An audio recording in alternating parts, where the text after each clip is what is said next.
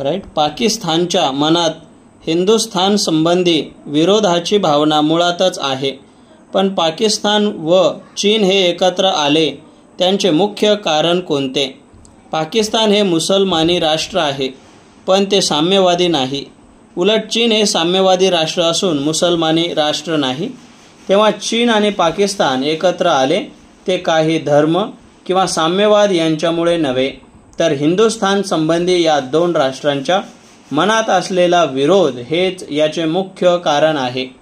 या बाबतीत चीन आणि पाकिस्तान यांच्या विचारामध्ये फारसा फरक नाही, पण विरोधावर आधारलेले राजकारण फारसे यशस्वी होत नाही ही गोष्ट त्यांना समजत नसावी.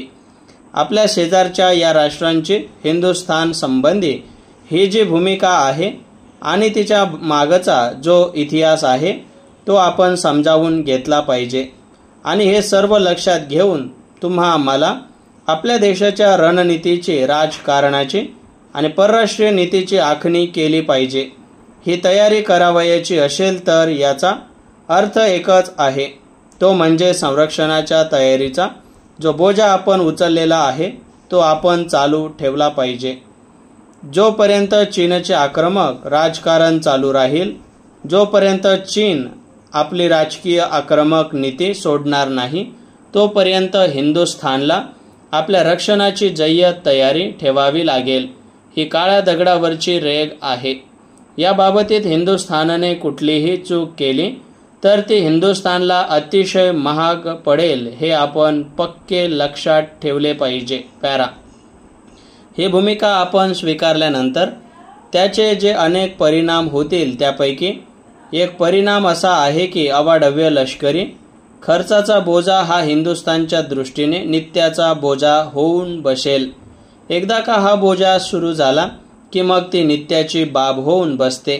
एकदा तुम्ही तुमची वैमानिक शक्ती, सैन्य शक्ती एका विशिष्ट मर्यादेपर्यंत नेऊन पोहोचविली की तिच्या खाली तुम्हाला ती पुन्हा आणता येत नाही.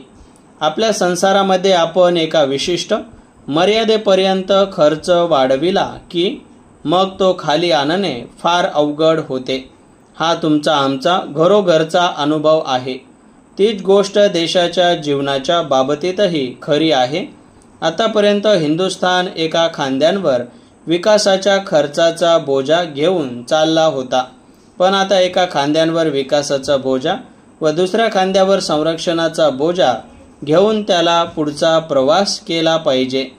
अगदी साध्या प्रतीकाच्या भाषेत बोलावयाचे झाल्यास मला हिंदुस्थानचे हे चित्र दिसते आहे की रस्ता डोंगराळ आहे, वेळ उन्हातानाची आहे, जवळपास पाणी मिळेलच याची खात्री नाही, साथीला माणसे असतीलच असा भरवसा नाही, परंतु खांद्यावर हे दोन्ही बोजे घेऊन वाटचाल ही केलीच पाहिजे. हिंदुस्थानची जी सफर चालू आहे त्या सफरीला आजचा जो मुक्काम आहे त्याचे हे चित्र आहे. पॅरा. आणि त्याचबरोबर आपले दुसरेही अनेक अंतर्गत प्रश्न आहेत. गरिबाचा प्रश्न आहे, शिक्षणाचा प्रश्न आहे, शेतीचा प्रश्न आहे. आपले असे लाख प्रश्न आहेत या देशातील. आवश्यक आहे त्यांच्या सर्वसामान्य वैज्ञानिक सिद्धांतांचे बिनचूक प्रतिपादन केले पाहिजे आणि विज्ञानासंबंधी माहिती यथार्थ असावयास हवी. एवढेच नव्हे तर ती सरळ व सोप्या भाषेत मांडलेली असली पाहिजे. स्टॉप.